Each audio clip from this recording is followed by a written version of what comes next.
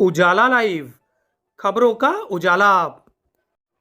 Channel को like और subscribe करें और हमारी सारी महत्वपूर्ण खबरों को अपने मोबाइल पर पाएं।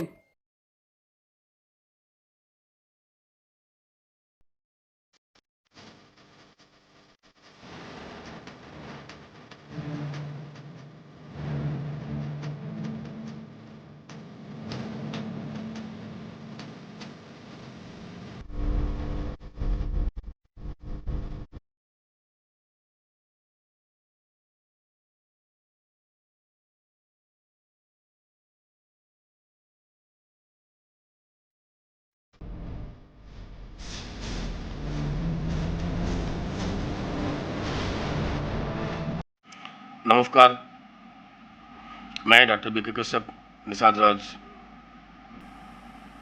गोवा के जति वंशज में से हूँ। और आपने जो सवाल किया हो तो सवाल राजनीति से जुड़े हुए हैं और मैं एक समाजसेवी आदमी हूँ और राजनीति से बहुत दूर रहता हूँ। आपने जो सवाल किया कि राजनीति का क्या माहौल है, तो देखिए,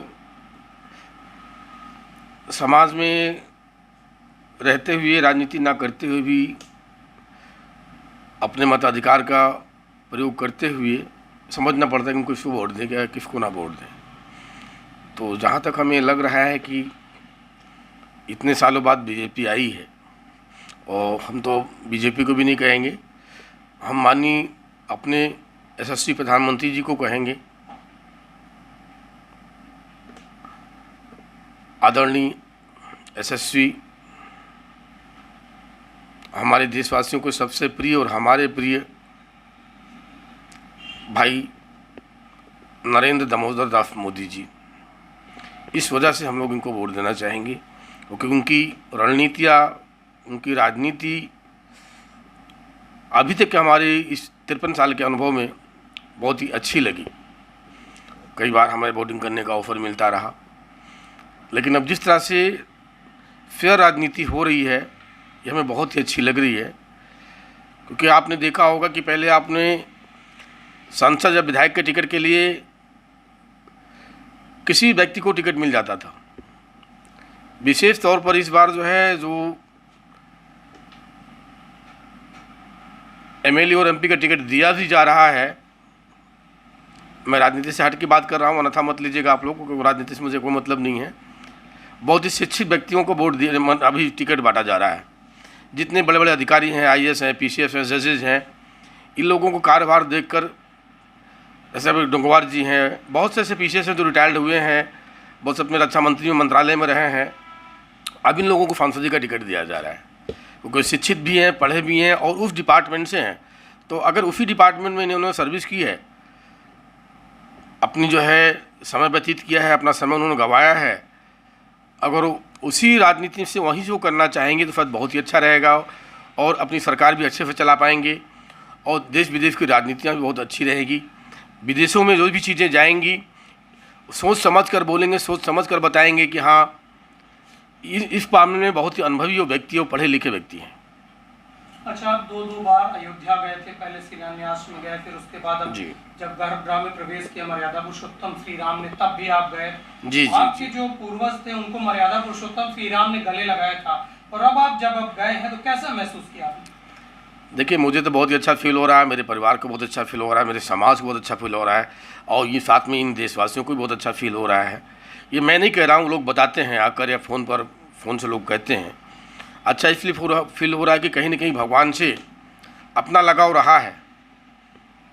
सतयुग से द्वापर से त्रेता तक अगर लगाव ना होता तो भगवान जो है शिलान्यास में भी 2020 में उन्होंने याद किया, वहाँ भी जाने का अवसर मिला और 8.5 किलो की पीली धातु की मूर्ति वहाँ देकर आया राम लक्ष्मण जानकी की केवट निषाद भगवान की। परम सौभाग्य भी हुआ। आपने देखा होगा 2022 में भी निमंत्रण पत्र आया था, माननीय हमारे प्रधानमंत्री जी, मुख्यमंत्री जी, साथ ही साथ सबसे बड़ा सहयोग रहा निमंत्रण भेजने का विश्व हिंदू परिषद का, और उनसे ही बड़ा सहयोग रहा तो हमारे यहाँ के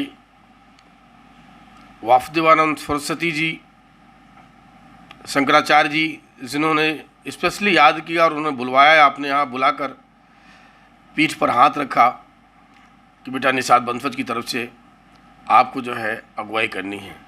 ये हमारा परम सौभाग्य रहा, भाग्य रहा।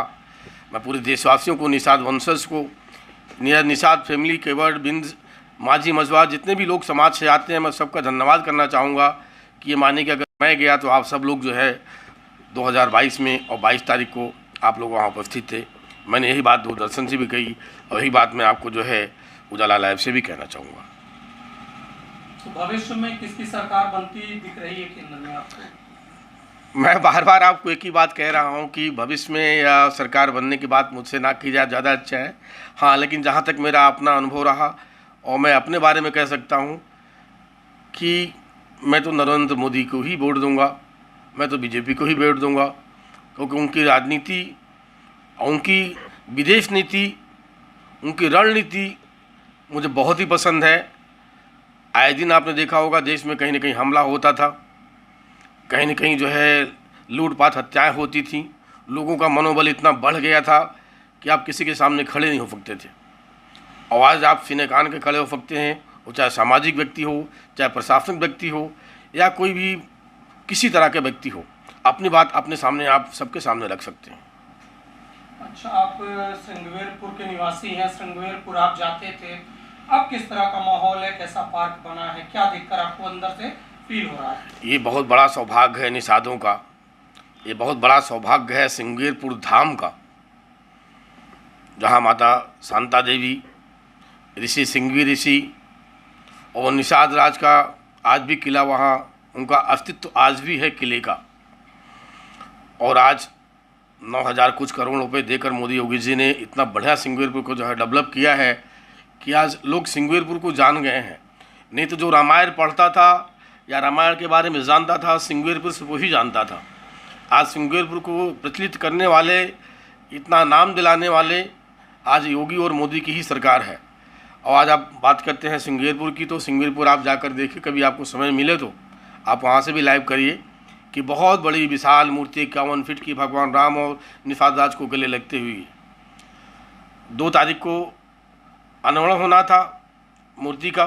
मोदी जी और रघु जी आने वाले थे, किसी कारणवश नहीं आ पाए, तो 13 तारीख को अभी जो है फरवरी में उनका जन्मोत्सव मनाना था, जिस वजह से भी नहीं आ पाए।